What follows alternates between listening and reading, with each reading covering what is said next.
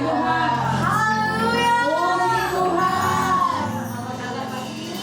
Luar biasa. Tuhan Yesus baik. Lambaikan tanganmu, Tuhan Amin. Yesus baik. Haleluya. Haleluya. Hari ini adalah hari kita mau ada perjamuan Tuhan. Sebelumnya saya sapa saudara yang baru datang, ada mungkin yang baru ketemu.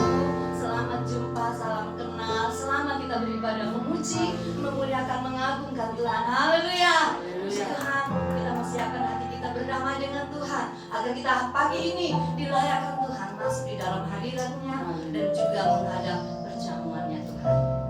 Kita tunduk seketika, kita akan alaskan di dalam doa.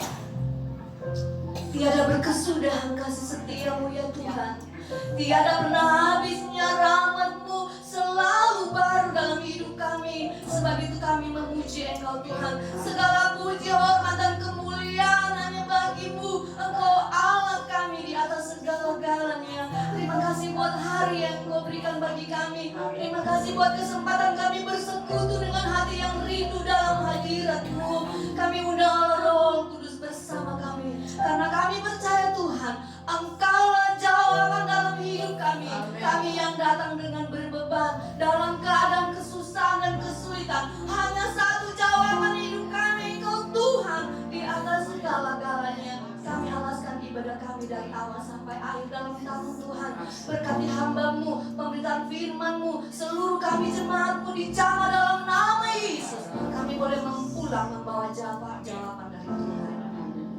Terima kasih Bapa di surga. Kami percaya kuasa kegelapan yang merampas perhatian dan kesukaan kami halaukan dalam nama Yesus. Tuhan akan halaukan dan kami bebas memuji Engkau di dalam roh dan kebenaran. Ampuni dosa kami Tuhan. Inilah doa kami. Ketika kami bersyukur, Engkau ada bersama dengan kami. Dalam nama Tuhan Yesus kami berdoa dan mengucap syukur. Haleluya. Semua katakan amin. Puji Tuhan.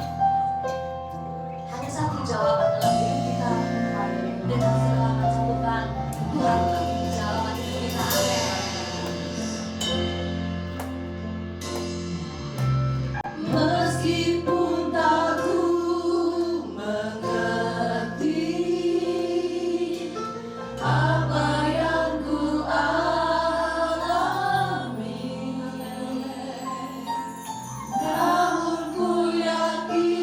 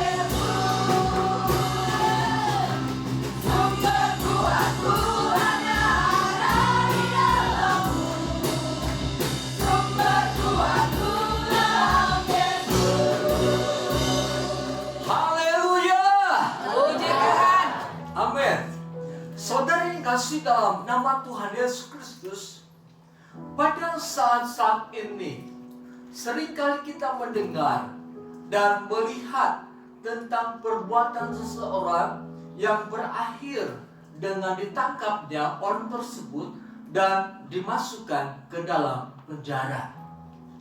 Perbuatan mereka merupakan satu keputusan yang mereka ambil. Misalnya, dia menjadi seorang yang sangat luar biasa, gagah, hebat, dengan menganiaya orang lain. Lalu diviralkan penganiayaan itu, dan polisi menangkap orang yang menganiaya.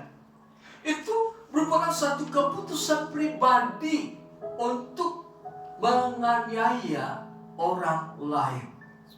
Ada juga orang yang menganiaya orang tua karena orang tua tidak memberikan warisan, tidak memberikan harta warisan kepadanya, sehingga dia menganiaya orang tuanya. Itu adalah keputusan pribadi.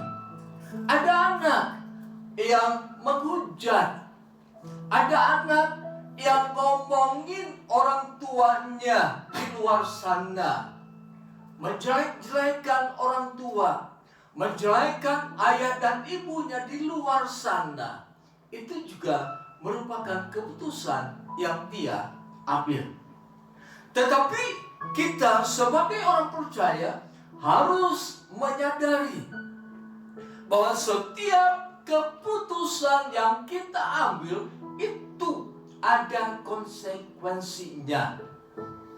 Sesuai dengan firman Tuhan, apa yang kita tabur akan kita tuai. Keputusan yang kita perbuat akan kita tuai. Oleh sebab itu dalam kehidupan kita harus kita mawas diri bahwa setiap perbuatan kita, keputusan yang kita ambil ada akibatnya. Mari kita perhatikan tentang Esau.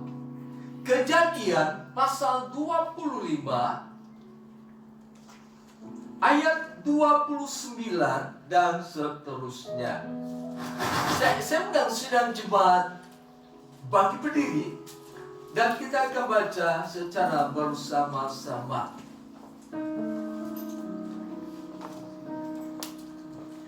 Demikian dikatakan firman Tuhan dalam kitab Kejadian pasal 25 ayat 29 dan seterusnya.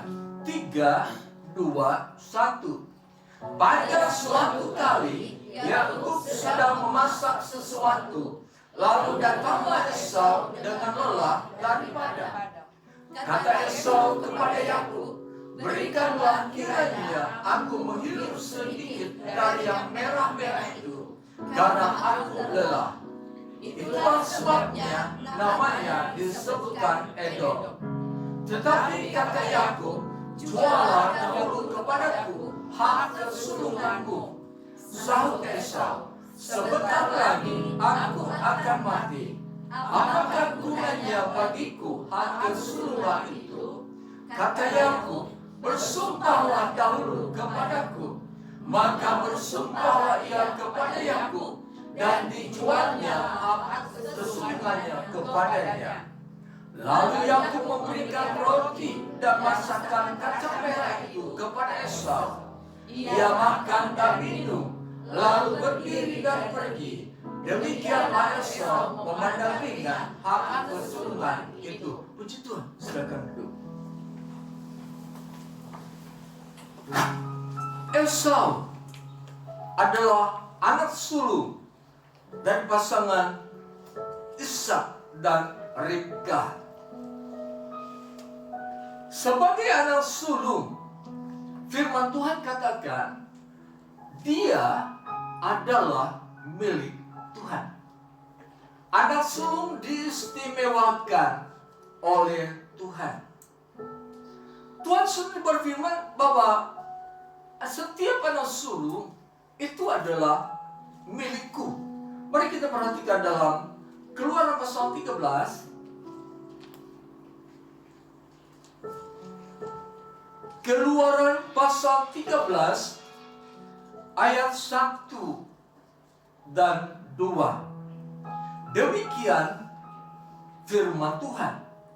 Berfirmanlah Tuhan kepada Musa, kuduskanlah bagiku semua anak sulung, semua yang lahir terdahulu dari kandungan pada orang Israel, baik pada manusia maupun pada hewan, akulah yang empunya mereka. Allah berfirman kepada Musa, hai Musa, setiap anak sulung, baik dari umat Tuhan maupun dari setiap binatang yang melahirkan yang pertama itu adalah kepunyaan Tuhan. Kemudian di dalam kitab Bilangan pasal 3 ayat 13, kitab Bilangan pasal 3 ayat 13, demikian dikatakan firman Tuhan, sebab akulah yang punya semua anak sulung. Pada waktu aku membunuh semua anak sulung di tanah Mesir, maka aku menguduskan bagiku semua anak sulung yang ada pada orang Israel, baik dari manusia maupun dari hewan, semuanya itu kepunyaan Tuhan, akulah Tuhan. Allah berfirman kembali dalam kitab Bilangan pasal 3 ayat 13, semua anak sulung adalah kepunyaan Tuhan, milik Tuhan. Anak sulung mempunyai hak yang dinamakan hak kesulungan, yaitu pada waktu ayahnya akan meninggal, maka anak sulung dipanggil oleh ayahnya, kemudian ayahnya menumpangkan tangan dan memberkati kehidupan anak sulung tersebut. Mari kita perhatikan apa yang Tuhan kerjakan dalam kitab Kejadian pasal 27.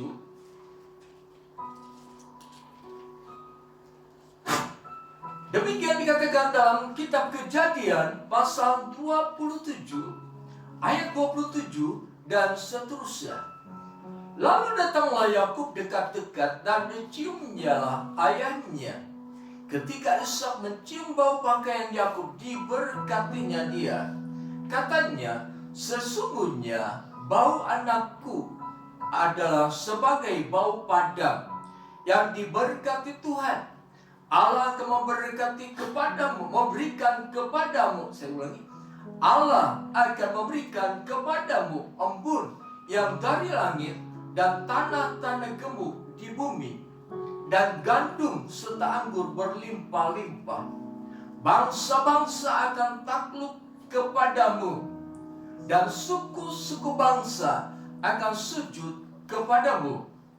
Jadilah tuan antara saudara-saudaramu, dan anak-anak ibumu akan sujud kepadamu. Siapa yang mengutuk engkau, terkutuklah engkau. Siapa yang memberkati engkau, diberkatilah ia. Jadi luar biasa apa yang Allah kerjakan bagi kehidupan anak sulung. Dia menjadi orang yang diberkati oleh Tuhan. Dia menjadi orang yang menguasai kehidupan orang lain. Dan dia menjadi orang yang bisa menentukan nasib kehidupan orang lain. Jika ada orang lain mengutuk anak sulung, maka Tuhan akan mengutuk dia. Jika ada orang lain memberkati kehidupan anak sulung, maka Tuhan akan memberkati dia. Nah saudara, hak kesulungan yang ada di dalam kehidupan Esau, ternyata oleh Esau tidak diperhatikan dengan sungguh-sungguh. Pada saat dia selesai berburu di padang, dia kecapean dan dia pulang ke rumah, dia lihat Yakub sedang memasak makanan. Pada saat itu Esau berkata, berikan kepadaku makanan itu, aku sangat lelah. Yakub berkata, juallah terlebih dahulu hak kesulunganmu. Lalu Esau berkata, ya, okelah. Yang penting aku bisa makan masakanmu dan aku tidak akan mati. Kemudian bersumpahlah mereka, sehingga terjadilah apa yang dinamakan dengan kehidupan anak sulung. Hak kesulungannya berubah seketika, yang asalnya milik Esau kini menjadi milik Yakub. Pada saat mereka bersumpah, Tuhan mendengar sumpah mereka. Pada saat Esau mengambil keputusan, ya, aku akan menjual hak kesulunganku. Pada saat itu terjadilah jual beli hak kesulungan, dan itu disahkan oleh Tuhan. Kalau kita perhatikan Esau yang menjual hak kesulungannya, ini berarti Esau adalah pribadi yang meremehkan tentang perkara-perkara rohani. Artinya dia lebih berpusat kepada perkara-perkara jasmani. Dan dia katakan perkara rohani nanti saja. Perkara rohani disingkirkan. Yang penting jasmani terlebih dahulu harus tercukupkan. Di dalam pemikiran Esau, kalau dia tidak menikmati makanan pada saat itu, dia akan mati. Jelas bahwa ini satu keputusan yang salah. Dia menjual hak kesulungannya hanya untuk sekedar memenuhi kebutuhan jasmani. Dia khawatir tentang makanan. Dia khawatir tentang minuman. Yesus berkata kepada setan dalam Matius pasal 4, manusia hidup bukan dari roti saja, tetapi dari setiap firman yang keluar dari mulut Allah.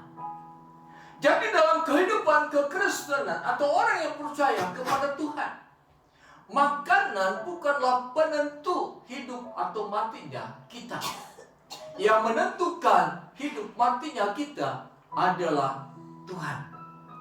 Oleh sebab itu tidak usah kita terlalu goyah mengejar hal-hal jasmani, hal-hal yang merupakan keperluan dalam kehidupan kita, dan mengorbankan pekerjaan Tuhan, mengorbankan hal-hal rohani yang seharusnya kita kerjakan. Seorang pelayan Tuhan harus lebih mengutamakan Tuhan dari hal-hal yang jasmani. Seorang pelayan Tuhan harus mengutamakan apa yang menjadi kehendak Tuhan di dalam kehidupannya. Artinya dia harus menyangkal diri dari perkara-perkara jasmani. Dia harus menyisihkan perkara-perkara jasmani dan mengutamakan perkara-perkara rohani. Sebab memang itulah panggilan Tuhan bagi setiap orang yang berkata, aku melayani Tuhan. Nah, saudara yang dikasihi dalam nama Tuhan Yesus Kristus, yang kedua, Esau memiliki karakter untuk senantiasa mengutamakan kepentingan jasmani daripada rohani. Aku harus mencari uang, doa nanti saja kalau ada waktu. Aku harus bekerja untuk menghasilkan uang, beribadatan nanti saja masih ada waktu.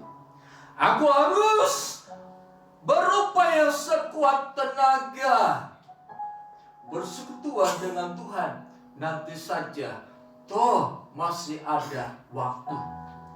Tanpa kita sadari, kita lupa akan firman Tuhan yang pada waktu minggu kemarin dikatakan bahwa kehidupan kita ditentukan oleh Tuhan. Kita tidak bisa menambah umur kita 1-2 langkah ke depan.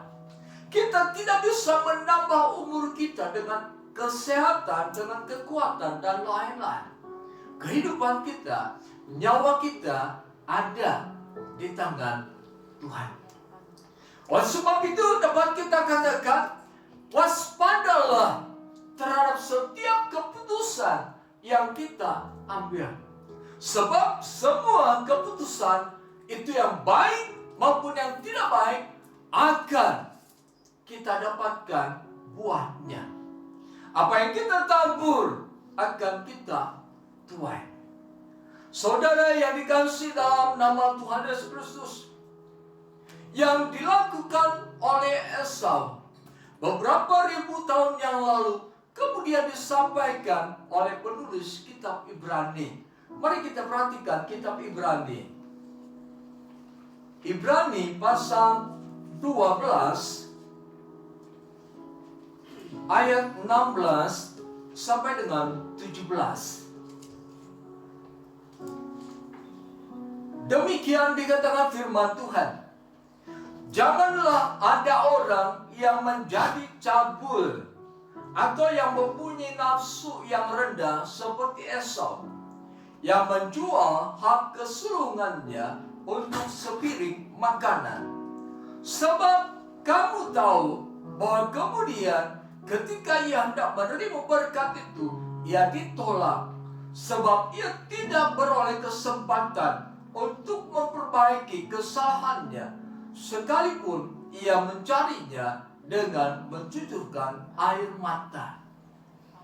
Ini penilaian penulis kitab Ibrani. Ini penilaian yang Allah sampaikan lewat penulis kitab Ibrani, yang ditujukan kepada orang-orang percaya bahwa menjual hak kesulungan. Apa yang Esau lakukan itu sama dengan berbuat cabul atau berzina rohani. Di dalam bahasa aslinya, fornicator itu artinya berzina dalam hal kerohanian. Dia menjadi pribadi yang mengenal Tuhan. Dia menjadi pribadi yang menjadi milik Tuhan. Tetapi dia menggeser ketetapan firman Tuhan dan mempraktekkan apa yang dia ingini. Itulah yang dinamakan dengan zina rohani. Berbuat cabul dalam kerohanian. Mempraktekkan apa yang menjadi keinginannya dan mengenyampingkan Tuhan. Mempraktekkan keyakinannya, mengenyampingkan keyakinan yang daripada Tuhan. Tidak jarang ini terjadi dalam kehidupan kekristenan. Artinya firman Tuhan berkata supaya kita mengasihi sesama manusia seperti diri kita sendiri. Tetapi kita menghujat orang lain. Kita memusuhi orang lain. Kita mengutuk orang lain. Kita menyumpahi orang lain. Ini juga dikatakan sebagai percabulan atau zina rohani. Menerapkan prinsip kehidupan diri sendiri, mengabaikan prinsip yang daripada Tuhan. Misalnya sekarang kita sebagai orang percaya menerima Yesus sebagai Tuhan dan Juru Selamat. Tetapi dalam kehidupan ini kita menerapkan tradisi nenek moyang kita dalam kehidupan sehari-hari. Itu namanya zina rohani. Pada adat-adat istiadat nenek moyang kita terapkan dalam kehidupan ini. Dan kita katakan untuk menghormati mereka, kita pakai dalam kehidupan sehari-hari. Itu juga zina rohani. Jadi apa yang Tuhan inginkan untuk kita kerjakan Namun kita tolak dan kita mengerjakan apa yang menjadi keinginan kita. Nah, saudara yang kasih dalam nama Tuhan Yesus Kristus, kita perhatikan firman Tuhan katakan, janganlah ada orang yang menjadi cabul atau mempunyai nafsu yang rendah seperti Esau. Mempunyai nafsu yang rendah seperti Esau. Artinya, dia memiliki satu keberadaan yang menganggap materi itu lebih tinggi nilainya daripada hal yang rohani. Firman Tuhan itu lebih rendah daripada hal-hal jasmani. Jadi ada pola pikir yang salah, menempatkan perkara lahiriah di atas perkara rohania.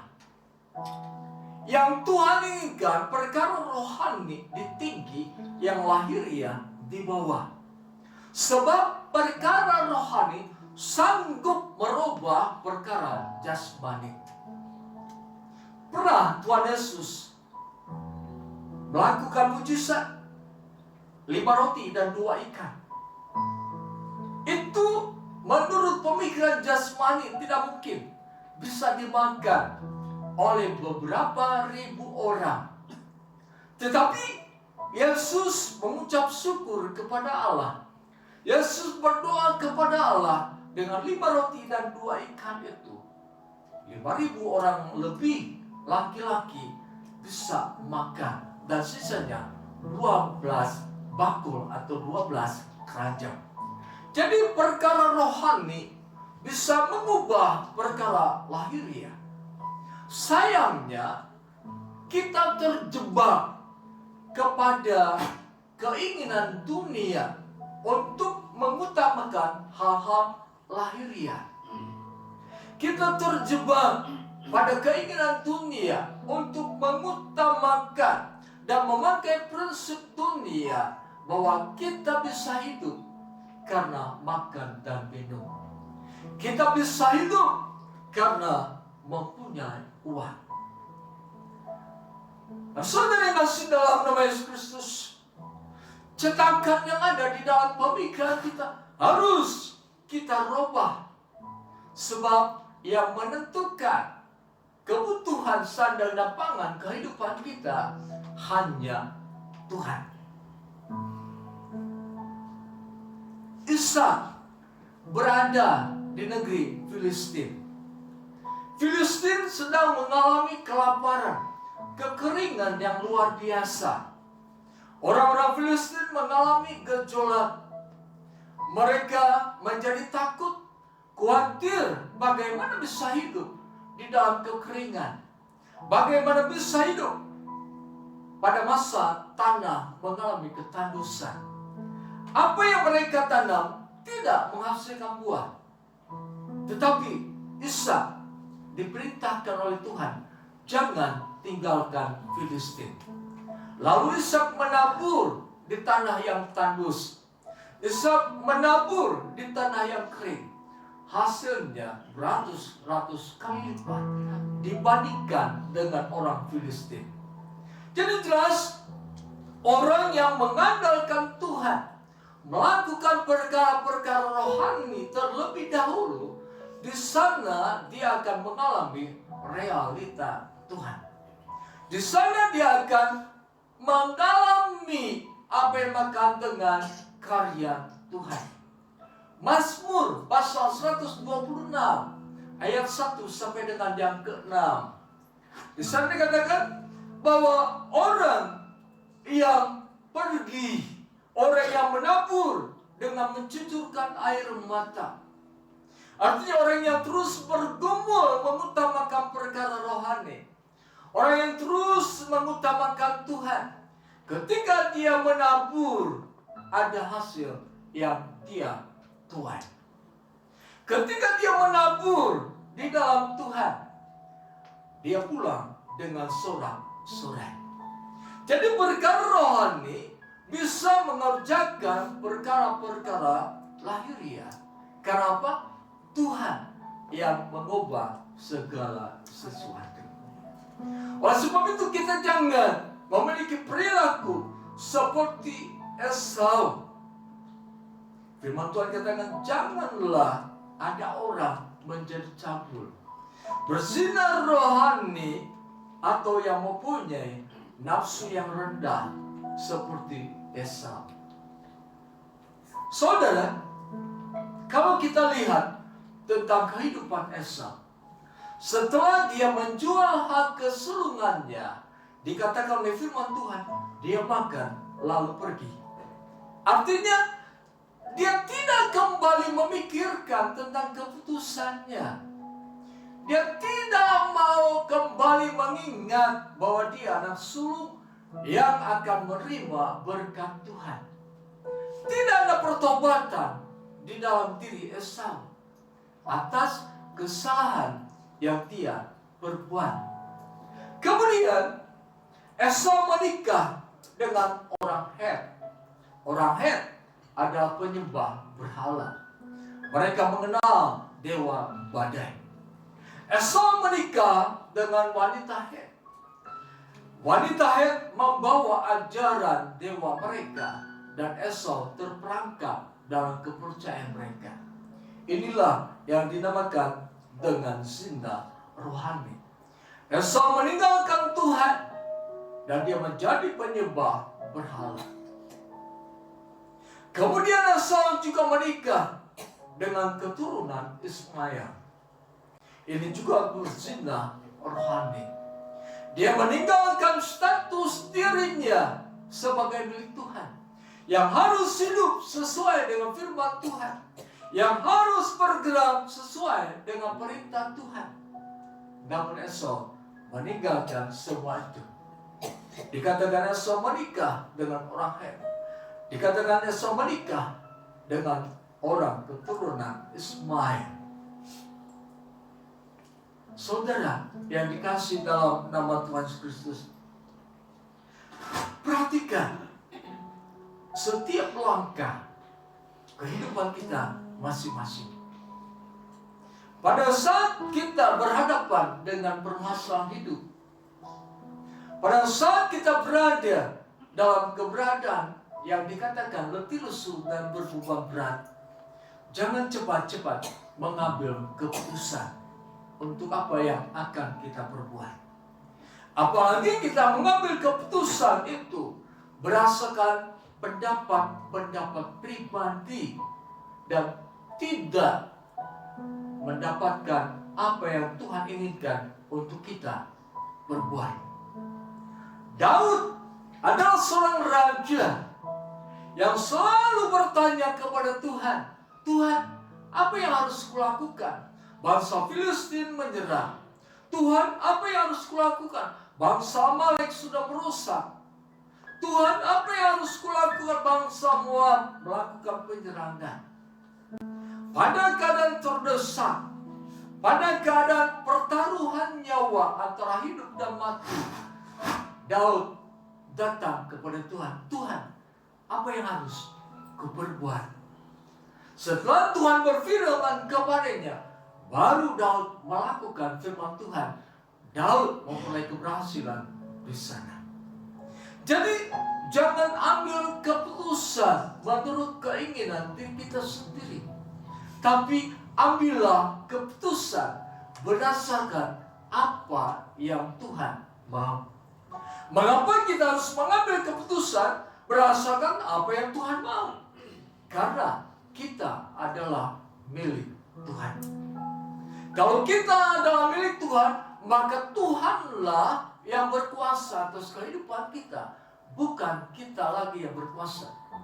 Rasul Paulus katakan, hidupku bukannya aku lagi, melainkan Kristus yang hidup di dalam aku. Artinya ketika Rasul Paulus menerima Yesus sebagai Tuhan dan Juru Selamat, seluruh kehidupannya, keputusan yang diambil bukan berdasarkan apa yang dia mau, tetapi berdasarkan apa yang Tuhan kehendaki untuk dia perbuat. Tuhan Yesus Dia melakukan segala sesuatu dalam pelayanannya bukan berdasarkan kehendaknya sendiri, tetapi berdasarkan kehendak Tuhan. Yesus berkata, aku tidak melakukan apapun karena kehendakku sendiri, tetapi aku melakukan kehendak Bapakku. Apa yang Bapakku inginkan itulah yang kulakukan. Jadi keputusan dalam kehidupan kita haruslah berlandaskan kebenaran firman Tuhan. Harus berfokus kepada firman Tuhan, sebab firman Tuhan tidak pernah gagal. Firman Tuhan tidak pernah lalai untuk ditepati oleh Allah. Pendapat kita bisa gagal. Pendapat kita bisa merusak kehidupan kita, tetapi firman Tuhan tidak mungkin merusak kehidupan kita. Firman Tuhan akan membentuk kehidupan kita, sebab kita adalah milik Tuhan. Kalau kita adalah milik Tuhan, maka kita adalah tanah liat yang akan dibentuk oleh Tuhan menjadi bejana yang indah menurut pemandangannya. Nah, saudara yang dikasihi dalam nama Yesus Kristus, kita perhatikan ayat yang ke-17. Ibrani pasal 12 ayat 17.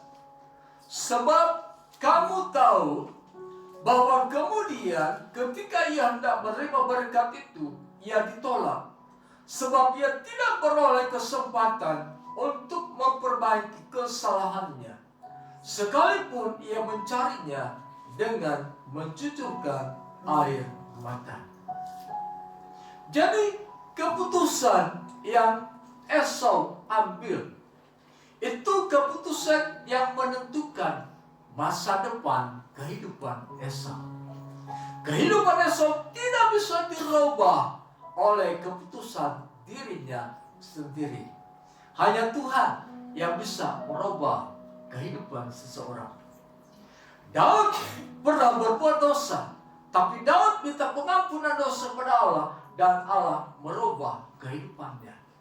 Esau berbuat dosa, dia tidak menyadari akan dosanya dan tidak memiliki keinginan untuk mengubah kehidupannya. Makanya dalam ayat 17, dia mencarinya kesulungan itu. Dia mencari berkat Allah, namun tidak mendapatkannya, sekalipun dia mencucurkan air mata. Jangan sampai kita mencucurkan air mata karena penyesalan yang kita ambil. Keputusan yang kita ambil, lalu kita menyesal. Kenapa saya dulu mengambil keputusan yang salah? Keputusan yang kita ambil sekarang akan membentuk kehidupan kita di masa yang akan datang. Jadi setiap keputusan yang kita ambil pasti membentuk kehidupan kita di masa yang akan datang. Mungkin di antara kita sedang menghadapi permasalahan dalam kehidupan ini. Sadarilah, itu merupakan satu bentuk keputusan masa lalu yang kita ambil dan kita menerima buahnya pada saat ini. Jangan sampai tetesan yang keluar dari mata kita merupakan tetesan air mata penyesalan, tetesan air mata duka cita, tetesan air mata kesedihan karena keputusan kita yang salah. Tapi biarlah tetesan air mata yang keluar dari mata kita merupakan tetesan air mata kita mengucap syukur kepada Tuhan. Tetesan air mata keberhasilan yang daripada Tuhan. Tetesan air mata karena realita Tuhan selalu terjadi dalam kehidupan kita. Mari, saudara yang dikasihi dalam nama Tuhan Yesus Kristus, apapun yang kita berbuat pada saat ini membentuk kehidupan kita di masa yang akan datang. Oleh sebab itu perhatikan cara kita hidup pada saat ini. Ambil keputusan dalam setiap perkara yang kita hadapi berdasarkan firman Tuhan, berdasarkan apa yang Tuhan mau. Itu harus kita ambil. Ketika kita mengambil keputusan sesuai dengan firman Tuhan, mungkin kita mengambil keputusan itu, kita menangis, kita bergumul, Tuhan, betapa berat firman-Mu yang harus kulakukan, tetapi aku tetap harus melakukannya. Mengampuni kesalahan orang lain itu merupakan sesuatu yang suka kita perbuat. Kita bergumul untuk mengampuni kesalahan orang lain, lalu kita bisa mengampuni kesalahan orang lain. Di sanalah ada pemulihan dalam kehidupan kita. Jangan menjadi seperti Esau. Jangan menjadi seperti Esau. Kita ini adalah milik Tuhan. Mari kita perhatikan dalam kitab 1 Petrus. 1 Petrus pasal 1 ayat 18 sampai dengan 19. Demikian dikatakan firman Tuhan. Sebab kamu tahu bahwa kamu telah ditebus dari cara hidupmu yang sia-sia, yang kamu warisi dari nenek moyangmu. Itu bukan dengan barang yang fana, bukan pula dengan perak dan emas, melainkan dengan darah yang mahal, yaitu darah Kristus yang sama seperti anak domba yang tak bernoda dan tak bercacat. Firman Allah katakan, kita adalah milik Tuhan. Kalau kita adalah milik Tuhan, berarti kita memiliki hak untuk mendapatkan segala berkat yang Tuhan sediakan bagi kita. Kalau kita adalah milik Tuhan, berarti harus membawa diri ini sesuai dengan keinginan Tuhan. Kita bukan milik kita, tetapi milik Tuhan. Bagi setiap orang percaya yang hidup benar di hadapan Tuhan, dia memiliki kesadaran, ya benar, kalau saya tidak ditebus oleh darah Yesus Kristus, saya binasa. Ya benar, kalau saya tidak percaya kepada Yesus Kristus, tidak mengaku Yesus sebagai Tuhan dan Juru Selamat, saya akan binasa. Tetapi saya diselamatkan melalui kematian Yesus Kristus. Firman Allah katakan kita ditebus bukan dengan uang atau harta benda, tetapi dengan darah Yesus Kristus, darah anak domba yang tak bernoda dan tak bercacat. Jadi kita ini bukan milik kita, tetapi milik Tuhan. Kemudian kita perhatikan juga 1 Korintus pasal 6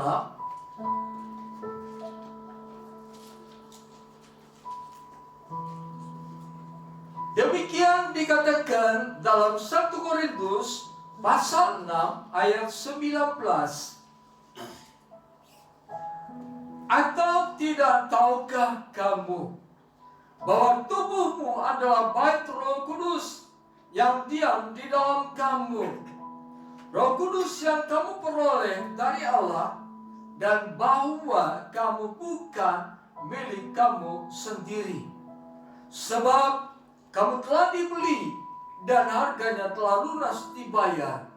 Karena itu muliakan Allah dengan tubuhmu. Rasul Paulus mengirim surat kepada jemaat di kota Korintus. Hai jemaat di kota Korintus, sadarlah, dirimu bukan milikmu, tetapi milik Tuhan. Saudara, kita adalah orang-orang yang sudah ditebus. Kita percaya saat ini kita adalah milik Tuhan. Kalau kita mengakui saya adalah milik Tuhan, mari bawa hidup ini sesuai dengan firman Tuhan. Bawa seluruh aspek kehidupan kita, letakkan di mezbah Tuhan. Tuhan, inilah hidupku. Kalau kita berkata saya milik Tuhan, maka biarkanlah Tuhan yang mengatur kehidupan kita. Dia mengatur seperti seorang bapa yang mengasihi anaknya, yang tidak mungkin memberikan kalajengking dan ular ketika anaknya minta roti. Tidak mungkin. Apa yang kita minta kepada Bapa kita di surga akan diberikannya kepada kita. Mari, saudara yang kasih dalam nama Kristus, kita kembali introspeksi diri kita sendiri. Kalau ada keputusan-keputusan di masa lalu yang tidak sesuai dengan firman Tuhan, dan kita belum minta pengampunan dosa, pada saat ini bisa kita lakukan itu. Tuhan, ampuni dosa kesalahanku di masa lalu. Nanti Tuhan akan memulihkan kehidupan kita. Kalau kehidupan kita selalu mengutamakan kemauan diri kita sendiri, kita bisa berkata kepada Tuhan, Tuhan, jadilah raja atas diriku.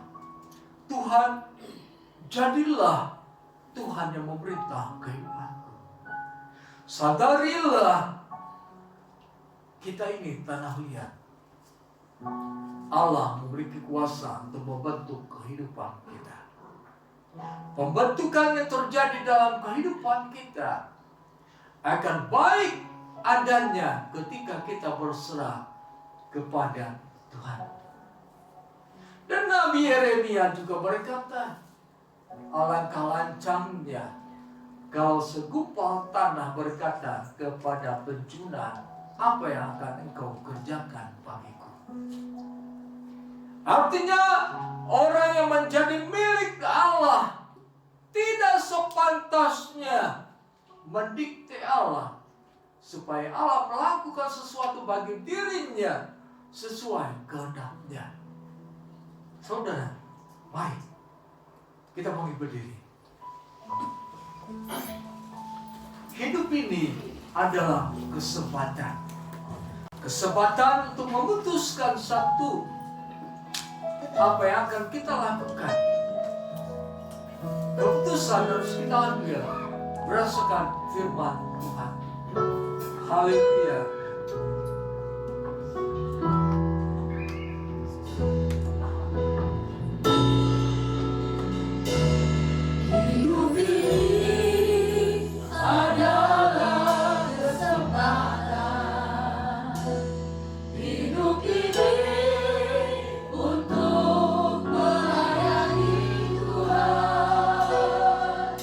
Jangan sia-siakan apa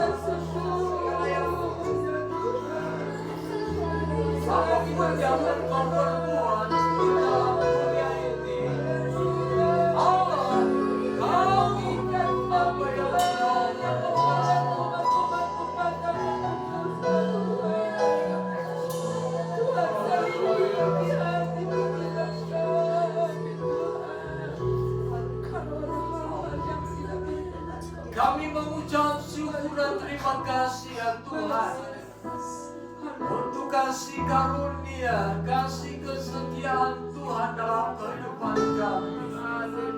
Engkau terus membimbing kami agar menjadi umat yang menyenangkan hati Tuhan, menjadi umat yang selalu menyenangkan hati Tuhan dengan seluruh apa yang kami perbuat dalam kehidupan ini.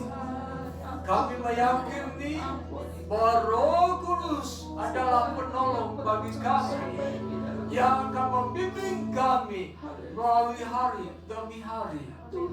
Biarlah kami terus merendahkan diri di hadapan Engkau ya Tuhan, memberikan diri ini untuk melakukan apa yang menjadi kehendak Tuhan. Terima kasih, terpuji nama Tuhan. Biarlah firman yang sudah kami dengarkan pada saat ini menjadi firman yang terus hidup dalam kehidupan kami, yang terus akan membawa kami pada kebenaran demi kebenaran. Dan kami percaya masa depan kami adalah masa depan yang ditentukan oleh Tuhan. Terpuji nama Tuhan. Kami berdoa untuk bangsa dan negara ini.